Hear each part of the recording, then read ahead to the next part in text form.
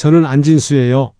올해 62이고 경기도 군포시 30평대 아파트에서 아내와 단둘이 살고 있어요. 37년 동안 교직에 몸담았고 작년에 초등학교 교장으로 정년퇴임했죠. 오늘 이 이야기를 꺼내는 건 제가 퇴직 후에 저질렀던 한 번의 선택 때문이에요. 번듯해 보이고 싶었던 마음이 어떻게 우리 부부의 노후를 흔들어 놨는지 그걸 솔직하게 나눠보려고 해요. 마지막 출근 날이 아직도 선명해요. 교장실 책상 위에는 감사패와 꽃다발이 나란히 놓여 있었어요. 교직원들이 박수를 쳐줬고 저는 웃으면서 인사를 받았어요. 고맙다는 말을 여러 번 했던 것 같아요. 그런데 이상하게도 교장실 문을 닫고 나오는 순간 마음 한쪽이 텅 비어버린 느낌이 들었어요. 37년이라는 시간이 한순간에 정리되는 기분이었달까요? 집으로 돌아오는 차 안에서 계속 생각했어요. 이제 뭐가 남았지? 연금은 나오고 건강도 괜찮고 아내도 곧 명예퇴직할 예정이었어요. 객관적으로 보면 나쁘지 않은 조건이었죠. 그런데 왜인지 모를 허전함이 자꾸만 밀려왔어요. 아마도 그게 시작이었던 것 같아요. 직함이 사라진다는 게 생각보다 훨씬 큰 변화였거든요. 저는 무리한 사람은 아니었어요. 은퇴 전부터 금 투자도 조금씩 했고 배당 주며 ETF도 꾸준히 모아왔어요. 알짜 현금 자산은 또래에 비해 충분한 편이었죠. 지금 살고 있는 군포 아파트도 오래 살았고 익숙했고 생활하기엔 불편함이 없었어요. 대출도 없었고요. 하지만 가끔 이런 생각이 들었어요. 이 아파트 말고는 부동산 자산이 하나도 없네. 눈에 보이는 재산이라고 해봐야 이 집뿐이구나. 그 사실이 은근히 마음을 건드렸어요. 특히 퇴직 후 지인 모임에 나가면 그런 감정이 더 커졌죠. 친구들은 자연스럽게 이런 말들을 했어요. 오피스텔 하나 해놨다느니, 상가는 월세가 매달 나와서 편하다느니. 저는 고개를 끄덕이며 웃었지만 속으로는 묘한 감정이 남았어요. 현금은 있는데 눈에 보이는 번듯한 자산이 없다는 느낌? 그게 자꾸 신경 쓰였어요. 어느 날 문득 이런 생각이 들었어요. 그래도 교장까지 했는데 뭔가 하나쯤은 있어야 하지 않나? 말로 꺼내진 않았지만 저는 스스로를 그렇게 비교하고 있었던 거예요. 지금 돌이켜보면 그게 제 실수의 시작이었어요. 퇴직하고 나니 시간이 많아졌어요. 아침에 일어나면 할 일이 없었죠. 그래서 자연스럽게 자산 관리에 신경을 더 쓰게 됐어요. 증권 앱을 열어서 배당금이 얼마나 들어왔는지 확인하고 금 시세를 보고 ETF 수익률을 체크했어요. 숫자로 보면 나쁘지 않았어요. 분명히 그랬어요. 제 통장에는 현금성 자산이 꽤 있었어요. 37년 동안 월급을 모으고 보너스를 아껴 쓰고 틈틈이 투자한 결과였죠. 금도 조금씩 사모았고 배당주도 10년 넘게 꾸준히 담아왔어요. 주변 동료들과 비교해봐도 저는 잘한 편이었어요. 아내도 교사였으니까 우리 부부는 경제적으로 안정적인 축에 속했죠. 그런데 이상하게도 마음 한편이 계속 불안했어요. 특히 부동산 얘기가 나올 때마다 그랬어요. 우리 집은 경기도 군포시에 있는 30평대 아파트 한 채뿐이었거든요. 이 집을 산 게 벌써 20년 전이에요. 그때는 이게 최선이라고 생각했어요. 아이들 키우기 좋은 학군이었고 출퇴근하기도 괜찮았고 가격도 적당했으니까요. 20년을 여기서 살았어요. 익숙했고 편했고 이웃들과도 친해졌어요. 이 동네 슈퍼 아주머니는 제가 교장이라는 걸 알고 있었고 단골 중국집 사장님도 우리 부부를 알아봤어요. 그런 것들이 좋았어요. 그래서 더 다른 집을 살 생각을 안 했던 것 같아요. 하지만 퇴직하고 나서 보니까 이 아파트 말고는 부동산 자산이 하나도 없더라고요. 오피스텔도 없고 상가도 없고 땅 한 평도 없었어요. 그게 문제라고 생각한 건 아니었어요. 처음에는요. 현금이 있으면 되지 꼭 부동산이어야 하나 싶었거든요. 그런데 주변 사람들을 보면 달랐어요. 교감으로 퇴직한 김 선생은 인천에 오피스텔이 2채 있었어요. 같은 학교 교장이었던 박 선생은 파주에 상가 하나를 가지고 있었고요. 그 사람들이 저보다 월급을 더 많이 받았던 것도 아니에요. 오히려 제가 더 오래 근무했죠. 차이가 뭐였을까요? 그들은 일찍부터 부동산에 관심을 가졌던 거예요. 월급 받으면 조금씩 모아서 땅을 샀고 시간이 지나면서 그게 가치가 올랐고 그걸 팔아서 다른 걸 샀고 그런 식으로 굴렸던 거죠. 저는 그런 걸 안 했어요. 아니, 못했어요. 부동산은 어렵게 느껴졌고 주식이나 금이 더 안전해 보였거든요. 퇴직자 모임에 나가면 자연스럽게 이런 이야기들이 오갔어요. 누구는 어디에 땅을 샀다느니, 누구는 상가 월세로 한 달에 얼마씩 받는다느니. 저는 그냥 듣기만 했어요. 저도 뭔가 있었으면 좋겠다는 생각이 들었지만 입 밖으로 꺼내진 않았어요. 집에 돌아와서 아내한테 말했어요. 우리도 뭔가 하나 해볼까? 아내는 조심스럽게 물었어요. 지금도 충분한 거 아니냐고. 맞는 말이었어요. 우리는 충분했어요. 연금 나오고 현금 자산 있고 집도 있고. 그런데 왜 자꾸 마음이 불안했을까요? 지금 생각해보면 그건 숫자의 문제가 아니었던 것 같아요. 눈에 보이는 무언가를 가지고 싶었던 거죠. 현금은 통장 숫자일 뿐이잖아요. 하지만 부동산은 달라요. 거기 가면 있고 만질 수 있고 남들한테 말할 수 있는 것. 교장까지 했는데 그 정도는 있어야 하지 않나 싶었어요. 그게 제 착각이었다는 걸 저는 그때 몰랐어요. 퇴직 후 첫 동창회가 있었어요. 고등학교 동창들이 30명쯤 모였죠. 다들 60 넘은 나이였고 대부분 은퇴했거나 은퇴를 앞두고 있었어요. 저는 평소처럼 구석자리에 앉아서 술을 마셨어요. 교장이라는 직함이 있을 때는 사람들이 먼저 와서 말을 걸었는데 이제는 그런 게 없더라고요. 옆자리에 앉은 친구가 말했어요.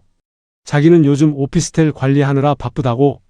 세입자가 나가면 새로 구하고 고장나면 수리하고 그런 게 일이라고 했어요.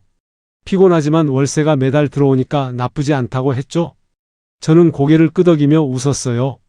그래, 잘 됐네. 그렇게 대답했어요. 다른 친구는 상가 이야기를 꺼냈어요. 몇 년 전에 분당에 상가 하나 샀는데 운이 좋아서 좋은 세입자를 만났대요. 치킨집인데 장사가 잘 돼서 월세를 한 번도 밀린 적이 없다고 했어요. 주변 사람들이 부러워하며 물었죠. 얼마 주고 샀냐고, 월세는 얼마나 받냐고. 그 친구는 대수롭지 않게 대답했어요. 저는 그냥 듣고만 있었어요. 제가 할 말이 없었거든요. 금 투자 이야기를 꺼낼까 했지만 왠지 그건 멋있어 보이지 않았어요. 부동산 이야기만큼 구체적이지도 않았고요. 그래서 그냥 술만 마셨어요. 집에 돌아오는 길에 계속 생각했어요. 나는 뭐가 있지? 교장까지 했는데 왜 말할 게 없지? 군포 아파트 한 채. 그게 전부였어요. 물론 그것도 자산이긴 하지만 우리가 사는 집이잖아요. 투자 자산이라고 말하기엔 뭔가 애매했어요. 며칠 뒤 또 다른 모임이 있었어요. 이번엔 교직 동료들이었죠. 같이 근무했던 교감 선생님들, 교장 선생님들이 모였어요. 여기서도 비슷한 이야기가 나왔어요. 누구는 용인에 땅이 있고 누구는 수원에 상가가 있고. 저는 또 듣기만 했어요. 그때 한 선배가 저한테 물었어요. 진수는 뭐 하고 지내냐고. 저는 대충 얼버무렸어요. 그냥 쉬면서 주식 좀 보고 있다고. 선배는 고개를 끄덕이더니 말했어요. 주식도 좋지만 부동산 하나쯤은 있어야 하지 않겠냐고. 나이 들면 눈에 보이는 게 있어야 마음이 편하다고 했어요. 그 말이 계속 귓가에 맴돌았어요. 눈에 보이는 게 있어야 마음이 편하다. 맞는 말 같았어요. 통장 잔고는 숫자일 뿐이잖아요. 하지만 건물은 거기 있어요. 가면 볼 수 있고 만질 수 있고 남들한테 자랑할 수도 있고. 그게 실질적인 자산 아닌가 싶었어요. 저는 스스로에게 계속 되뇌었어요. 37년 동안 교직에 있었고 교장까지 했는데 상가 하나 정도는 가질 자격이 있지 않나? 다른 사람들도 다 하는 건데 나만 못할 이유가 없잖아. 현금도 있고 신용도 괜찮고 조건은 충분했어요. 아내한테 조심스럽게 말을 꺼냈어요. 우리도 상가 같은 거 하나 알아볼까? 아내는 잠시 생각하더니 물었어요. 꼭 필요한 거냐고. 저는 확신 있게 대답하지 못했어요. 필요하다기보다는 있으면 좋을 것 같다고. 그렇게 애매하게 말했죠. 아내는 더 이상 반대하지 않았어요. 알아보기만 해보라고 했어요. 괜찮은 게 있으면 같이 상의하자고. 저는 그 말에 용기를 얻었어요. 이제 본격적으로 알아봐야겠다고 생각했죠. 그때까지만 해도 저는 몰랐어요. 상가 하나 갖고 싶다는 마음이 얼마나 위험한 출발점인지를. 필요가 아니라 체면 때문에 시작한 일이 어떤 결과를 가져올지. 지금 돌이켜보면 그때 멈췄어야 했어요. 하지만 저는 계속 앞으로 나아갔어요. 상가를 알아보기 시작한 지 일주일쯤 됐을 때 한 통의 전화를 받았어요. 자산 컨설턴트라는 사람이었죠. 이름은 박성호. 목소리가 부드럽고 차분했어요. 어디서 제 번호를 알았는지는 모르겠지만 아마 부동산 사이트에 관심 매물로 찍어둔 게 돌아다닌 것 같았어요. 박성호는 정확하게 제 상황을 파악하고 있었어요. 퇴직하신 지 얼마 안 됐고 현금 자산은 있는데 부동산 투자 경험이 없으시고 안정적인 월세 수입을 원하시는 거 맞냐고 물었어요. 신기하게도 다 맞았어요. 저는 조금 놀라면서도 대화를 이어갔죠. 그는 말했어요. 교장 선생님 같은 분들이 요즘 많이 고민하신다고. 현금은 충분한데 부동산이 없다는 걸 은근히 아쉬워하신다고. 그 말에 저는 반박하지 못했어요. 정확히 제 마음을 짚었거든요. 어떻게 이렇게 잘 아냐고 물었더니 박성호는 웃으며 대답했어요. 자기도 교사 아버지를 뒀다고. 그래서 이 심리를 잘 안다고 했죠. 며칠 뒤 박성호와 만났어요. 군포역 근처 카페였어요. 그는 깔끔한 정장을 입고 있었고 노트북과 태블릿을 가지고 왔어요. 자료를 보여주며 설명하기 시작했죠. 요즘 부동산 시장이 어떻고 금리는 어떻고 상가 투자가 왜 안전한지. 그의 말은 논리적이었고 설득력이 있었어요. 박성호는 특히 이 부분을 강조했어요. 요즘 다들 금이랑 주식에 몰려 있다고. 부동산은 침체기라서 사람들이 겁을 먹고 있다고. 하지만 바로 이럴 때일수록 남들이 안 가는 길이 기회라고 했어요. 그 말이 묘하게 제 마음을 움직였어요. 그가 보여준 매물은 경기도 의왕시 삼동의 1층 상가였어요. 면적은 33평, 가격은 3억 5천. 주변 시세보다 저렴하다고 했어요. 왜 싸냐고 물었더니 주인이 급매로 내놨다고 했죠. 빨리 정리하고 해외로 나가야 해서. 이런 매물은 금방 나가니까 빨리 결정해야 한다고 했어요. 토요일 오전 저는 아내와 함께 의왕으로 향했어요. 차로 40분 정도 걸렸죠. 박성호가 현장에서 기다리고 있었어요. 상가가 있는 거리는 생각보다 조용했어요. 평일이 아니라 더 그랬을 수도 있지만 유동인구가 많아 보이진 않았어요. 상가 앞에 섰어요. 1층이었고 유리문 너머로 텅 빈 내부가 보였어요. 박성호가 열쇠를 꺼내 문을 열었죠. 안으로 들어가니 생각보다 넓었어요. 천장도 높았고 채광도 괜찮았어요. 저는 속으로 생각했어요. 여기에 카페가 들어와도 좋겠고 음식점이 들어와도 괜찮겠다고. 밖으로 나와 주변을 둘러봤어요. 편의점이 하나 있었고 약국도 보였어요. 횡단보도 건너편에는 빌라 단지가 있었죠. 박성호는 설명했어요. 이 동네가 지금은 조용하지만 곧 개발 계획이 있다고. 역세권까지는 아니지만 버스 노선이 좋다고. 저는 고개를 끄덕였어요. 나쁘지 않다고 생각했죠. 아내는 말이 없었어요.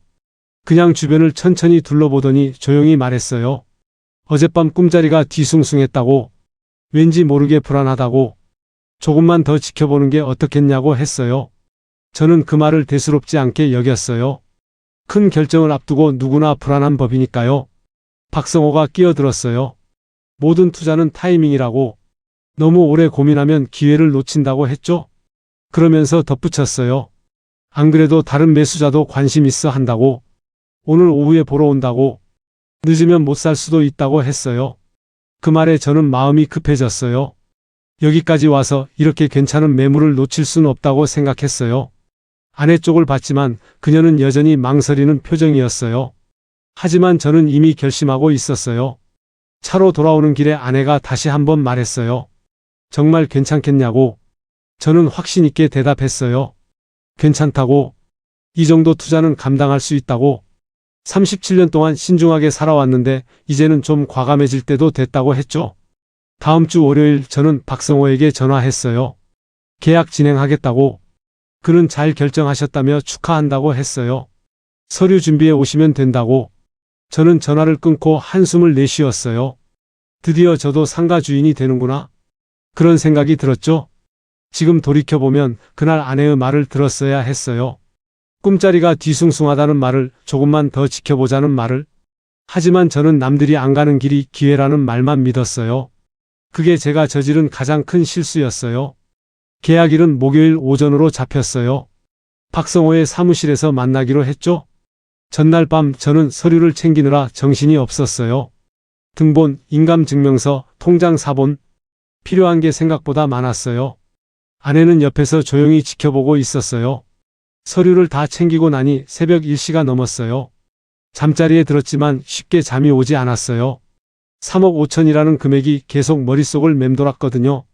제 평생 한 번도 이런 큰 돈을 움직여본 적이 없었어요.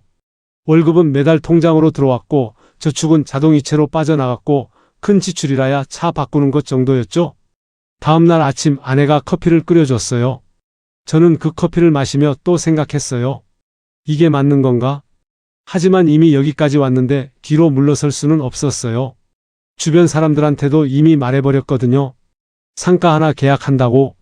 지금 와서 안 한다고 하면 뭔가 초라해 보일 것 같았어요.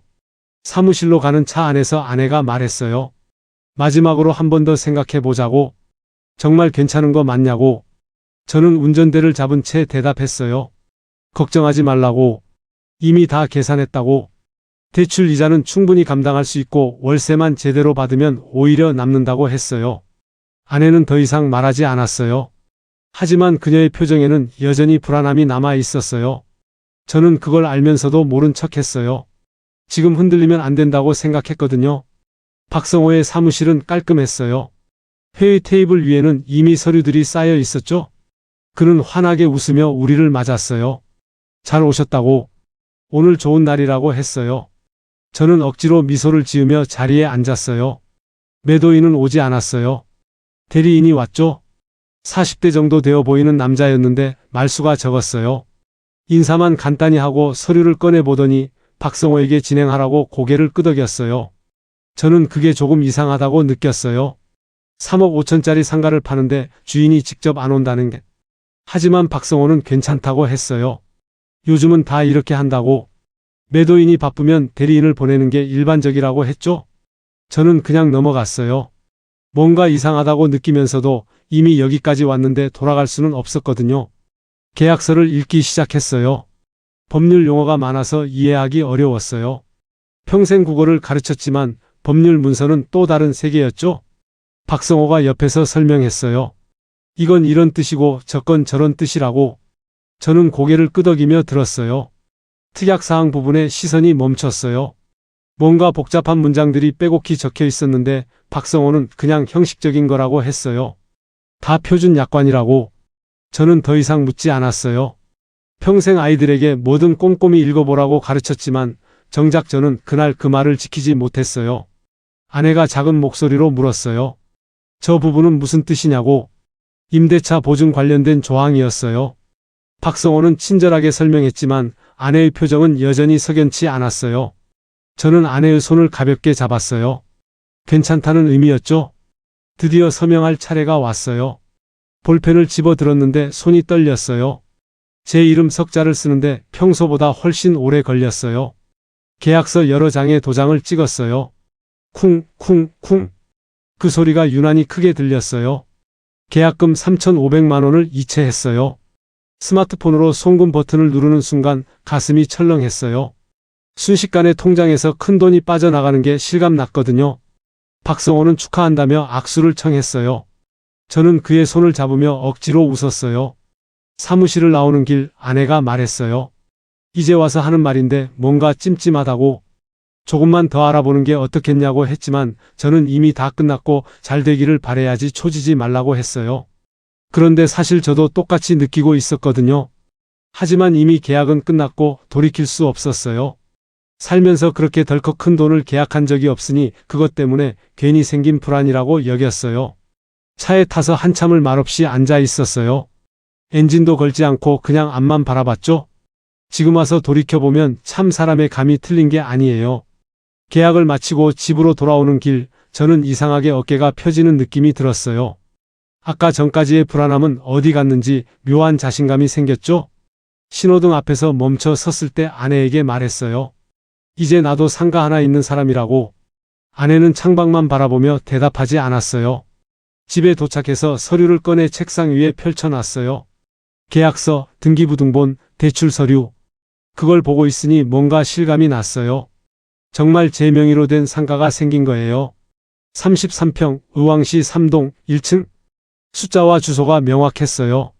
통장 잔고처럼 추상적인 게 아니라 실제로 존재하는 공간이었죠. 저녁 먹을 때 아내가 물었어요. 이제 뭐부터 해야 하냐고. 저는 자신 있게 대답했어요. 일단 세입자를 구해야 한다고. 박성호가 알아서 해준다고 했다고. 좋은 업종 연결해 준다고 했다고 말했죠. 아내는 그래야 할 텐데 하며 고개를 끄덕였어요. 다음 날 아침 동창한테 전화가 왔어요. 저번에 모임에서 만났던 친구였죠. 안부를 묻더니 요즘 뭐 하고 지내냐고 물었어요. 저는 잠시 망설이다가 말했어요. 상가 하나 해놨어? 그 말이 입 밖으로 나오는 순간 기분이 묘했어요. 친구는 오 하고 감탄사를 냈어요. 어디냐고, 얼마짜리냐고, 월세는 얼마 받을 거냐고 물었어요. 저는 하나하나 대답했어요. 의왕 쪽이고 3억 5천짜리고 월세는 150 정도 받을 것 같다고. 친구는 괜찮겠다며 축하한다고 했어요. 전화를 끊고 나서도 그 말이 입안에 남아 있었어요. 며칠 뒤에는 교직 동료들 모임이 있었어요. 카페에서 만났는데 사람들이 제게 물었어요. 요즘 어떻게 지내냐고. 저는 자연스럽게 상가 이야기를 꺼냈어요.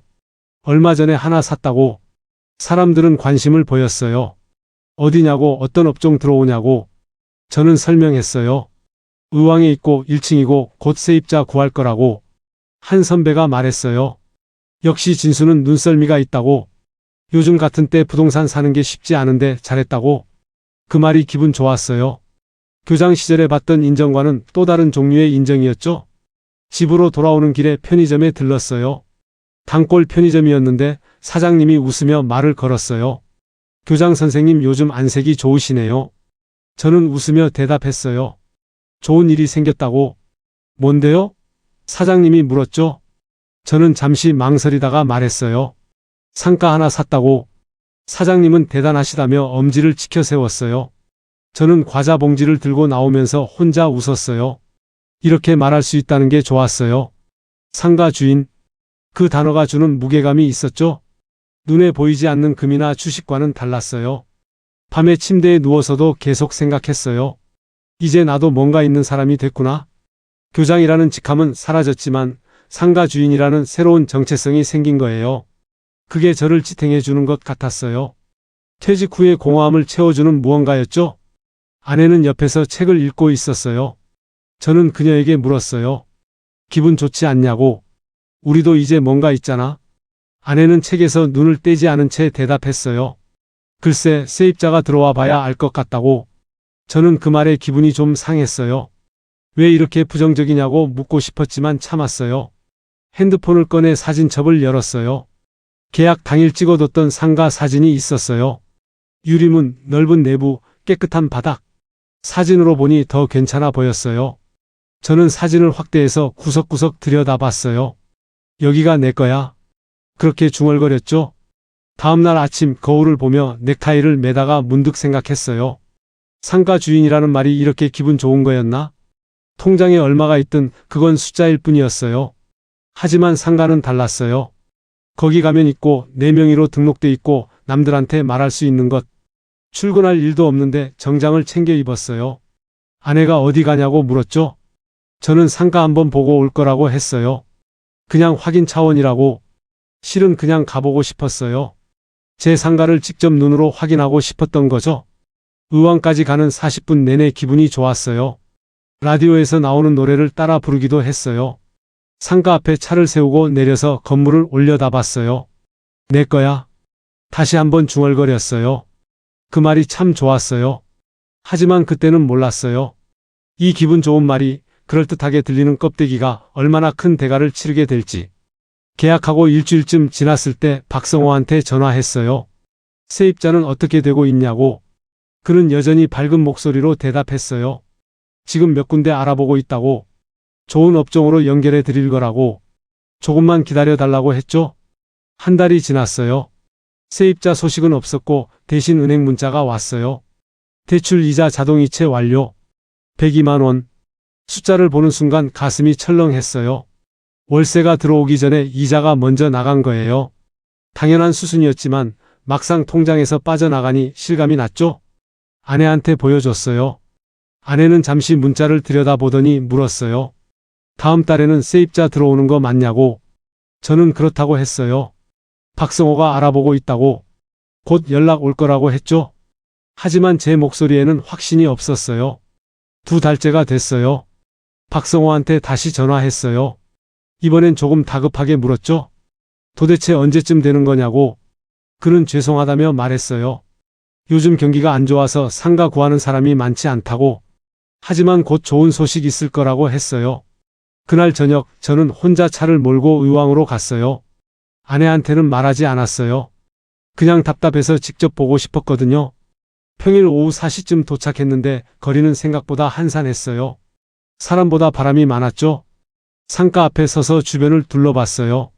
계약할 때는 괜찮아 보였는데 이상하게 이번엔 달라 보였어요. 길 건너편 카페는 문이 닫혀 있었고 옆 건물 1층 상가도 임대 현수막이 걸려 있었어요. 제 상가 유리문에도 먼지가 쌓여 있었죠. 얼마나 서 있었을까요? 1시간쯤 지났을 때 현지 부동산에 들어갔어요. 40대쯤 되어 보이는 여자 중개사가 있었어요. 저는 제 상가 주소를 말하며 물었어요. 여기 세입자 구하기 어렵냐고. 중개사는 잠시 생각하더니 담담하게 말했어요. 솔직히 말씀드리면 쉽지 않을 거라고. 이 동네가 지금 침체기라고. 개발 계획도 없고 유동인구도 줄고 있다고 했어요. 그러면서 덧붙였죠. 여긴 지금 버티는 동네예요. 그 말이 귓가에 맴돌았어요. 버티는 동네? 저는 더 이상 묻지 않고 부동산을 나왔어요. 차에 타서 한참을 앉아 있었어요. 핸들을 잡은 손에 힘이 들어갔죠. 박성호가 말했던 개발 계획은 어디 갔을까? 좋은 입지라던 말은 뭐였을까? 집으로 돌아오는 길 내내 아무 생각도 나지 않았어요. 라디오도 켜지 않았어요. 그냥 고속도로를 달렸죠. 집에 도착했을 때 아내가 물었어요. 어디 갔다 오냐고. 저는 그냥 바람 쐬러 다녀왔다고 했어요. 3달째, 4달째? 이자는 꼬박꼬박 빠져나갔어요. 102만 원, 102만 원. 매달 같은 금액이었지만 점점 더 크게 느껴졌어요. 반년이 지나자 612만 원이 나간 거예요. 월세는 한 푼도 못 받고요. 통장 잔고를 확인하는 게 두려워지기 시작했어요. 예전에는 매일 아침 증권 앱을 열어서 수익률을 확인하는 게 낙이었는데 이제는 통장을 보는 것조차 스트레스였어요. 숫자가 줄어드는 게 보였거든요. 아내는 생활비를 줄이기 시작했어요. 장 볼 때도 예전보다 꼼꼼히 가격을 따졌고 외식도 줄었어요. 저는 그 모습을 보면서 미안했어요. 아내 탓이 아닌데 아내가 고생하고 있었으니까요. 어느 날 저녁 식탁에서 밥을 먹다가 아내가 조용히 말했어요. 이거 언제까지 기다려야 하냐고. 저는 대답하지 못했어요. 저도 모르겠었거든요. 박성호는 계속 조금만 더 기다려 달라고만 했어요. 밤에 침대에 누워서 천장을 바라봤어요. 상가 주인이라는 말이 이렇게 무거울 줄 몰랐어요. 처음엔 그 말이 좋았는데 이제는 짐처럼 느껴졌죠. 친구들한테 자랑했던 게 부끄러워졌어요. 다시 의왕에 갔을 때는 혼자가 아니었어요. 아내도 같이 갔어요. 우리는 상가 앞에 서서 한참을 말없이 서 있었죠. 햇빛이 유리문을 비췄고 안은 여전히 텅 비어 있었어요. 아내가 말했어요. 우리 실수한 것 같다고. 저는 고개를 끄덕였어요. 맞아, 우리 실수했어. 그렇게 인정하는 게 너무 힘들었지만 더 이상 부정할 수 없었어요. 8달째가 됐을 때 통장 잔고는 눈에 띄게 줄어 있었어요. 이자로만 816만 원이 나간 거예요. 저는 노트북을 열어 일자리를 찾기 시작했어요. 경비, 주차관리, 상담원. 할 수 있는 일을 찾았죠. 62살의 전직 교장이 할 수 있는 일이 생각보다 많지 않았어요. 9달째가 됐을 때 저는 아파트 경비 면접을 보러 갔어요. 군포 인근의 한 아파트 단지였죠. 대기실에는 저처럼 나이 든 남자들이 여럿 앉아 있었어요. 다들 비슷한 표정이었어요. 무언가를 잃어버린 사람들의 얼굴. 면접관은 젊었어요. 아마 40대 초반쯤 됐을 거예요. 경력을 물었고 저는 교직 37년이라고 대답했어요. 면접관은 고개를 끄덕이더니 물었어요. 왜 경비 일을 하려고 하시냐고. 저는 그냥 시간도 있고 건강도 괜찮아서라고 둘러댔어요. 진짜 이유는 말할 수 없었죠. 집으로 돌아오는 길에 아내한테 전화가 왔어요. 목소리가 평소와 달랐어요. 차분했지만 단호했어요. 저는 차를 길가에 세우고 통화를 받았어요. 아내는 말했어요. 자기가 일을 찾아봤다고. 뭔 일이냐고 물었더니 기간제 교사래요. 1년 계약이고 한 달에 250만 원 정도 받을 수 있다고 했어요. 이미 지원했고 면접 연락도 왔다고. 다음 주 화요일이라고 했죠. 저는 아무 말도 할 수 없었어요. 명예퇴직까지 했던 아내가 다시 교단에 서겠다는 거예요. 그것도 정규직이 아니라 기간제로. 아내는 퇴직 전에 이상한 학부모 때문에 소송까지 가는 일이 있었거든요. 그때 공황장애와 우울증을 크게 겪었어요. 밤에 악몽 꾸고 아침마다 학교 가기 싫다고 울기도 했었죠. 그래서 명예퇴직을 결심했던 거예요. 다시는 교단에 오르고 싶지 않다고 그렇게 단호하게 말했던 사람이에요. 전화를 끊고 한참을 그대로 앉아 있었어요. 다른 차들이 지나갔고 해는 지고 있었어요. 저는 핸들에 이마를 댔어요. 먹고 살기 위해서 어쩔 수 없는 거잖아요. 아내가 그렇게 두려워하던 학교로 제가 다시 아내를 보내는 거예요. 상가 하나 때문에? 남편으로서 가슴이 답답했어요. 그날 저녁 집에서 저는 아내에게 말했어요. 그렇게까지 할 필요 없다고. 제가 뭐라도 하겠다고. 하지만 아내는 고개를 저었어요. 당신이 경비하는 것보다 내가 교사하는 게 낫다고. 적어도 익숙한 일이라고 했죠. 저는 아내의 손을 잡았어요. 괜찮겠냐고 물었죠. 아내는 잠시 말이 없었어요. 그러다 조용히 말했어요. 해야 되는 거니까 괜찮을 거라고. 아내의 면접날 저는 집에서 기다렸어요. 창밖을 보며 시간을 보냈죠. 오후 3시쯤 아내한테 문자가 왔어요. 붙었대요. 3월부터 출근이라고. 저는 축하한다고 답장을 보냈지만 손이 떨렸어요. 2월 말 아내는 출근 준비를 했어요. 옷장에서 정장을 꺼내고 가방을 챙겼어요. 저는 그 모습을 보며 말했어요. 미안하다고. 아내는 웃으며 대답했어요. 잠깐만 다녀올 거라고.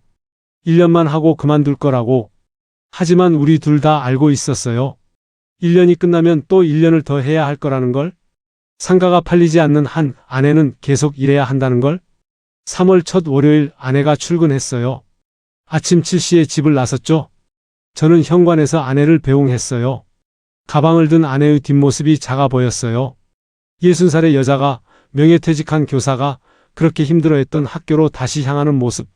문이 닫히고 저는 혼자 남았어요. 텅 빈 집에서 커피를 끓였어요. 거실 소파에 앉아서 창밖을 봤죠. 아이들 등교하는 시간이었어요. 학생들이 가방을 메고 걸어가는 게 보였어요. 저도 저 아이들을 가르쳤었죠. 37년 동안 늘 말했어요. 겉보다 본질을 보라고. 숫자에 속지 말고 실체를 봐야 한다고. 신중해야 하고 확인해야 하고 의심스러우면 멈춰야 한다고. 그런데 정작 저는 그 말을 지키지 못했어요. 번듯해 보이는 껍데기에 속았고 남들 눈에 어떻게 보일까만 신경 썼고 확인도 제대로 하지 않고 덤벼들었죠. 제가 아이들한테 하지 말라고 했던 모든 걸 저는 다 했어요. 상가는 여전히 비어 있었어요. 10달째가 됐지만 세입자는 구하지 못했어요. 박성호는 이제 전화도 잘 받지 않았어요. 가끔 받아도 죄송하다는 말만 반복했죠. 저는 매일 아침 일어나서 구인 사이트를 확인했어요. 경비, 시설관리, 배달. 할 수 있는 일을 찾았지만 나이 때문에 번번이 거절당했어요. 62살은 젊은 나이가 아니었거든요. 어느 날 저녁 아내가 학교에서 돌아왔어요. 피곤한 얼굴이었어요. 가방을 내려놓고 소파에 앉더니 한숨을 쉬었죠. 저는 물었어요. 힘드냐고.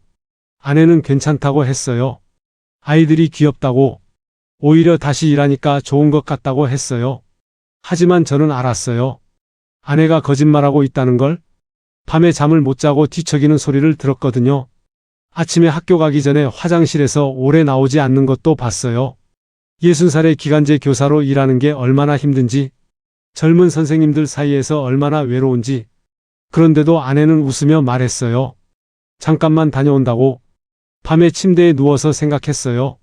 번듯한 상가 하나 갖고 싶었던 마음이 교장 부부의 노후를 다시 교실로 돌려보냈다는 걸. 상가 주인이라는 말이 주던 기분 좋은 무게감이 실은 우리를 짓누르는 짐이었다는 걸. 저는 스스로에게 말했어요. 아이들한테는 늘 말했지. 겉보다 본질을 보라고. 정작 나는 그 말을 나 자신에게 하지 못했구나. 그리고 그 대가를 지금 아내가 대신 치르고 있구나. 창밖으로 새벽이 밝아오고 있었어요. 아내는 옆에서 자고 있었죠. 얼마 있으면 알람이 울리고 아내는 다시 학교로 갈 거예요. 그리고 저는 여전히 빈 상가를 바라보며 하루를 보낼 생각을 하니 참속이 타들어갑니다. 이 이야기를 꺼낸 이유는 단 하나입니다. 여러분만큼은 저와 같은 실수를 하지 않기를 바라는 마음 때문입니다. 번듯해 보이고 싶었던 선택 하나가 하루하루를 이렇게 무겁게 만들 수 있다는 걸 제가 대신 겪었으니까요. 이 이야기가 남의 일처럼 느껴지지 않으신다면 잠시만 멈춰 생각해 보셨으면 합니다. 여러분이라면 이 순간 어떤 선택을 하시겠습니까? 여러분의 생각을 댓글로 남겨주세요. 그리고 황금박 구독과 좋아요는 이런 사연들을 계속 전할 수 있는 큰 힘이 됩니다. 끝까지 들어주셔서 정말 고맙습니다.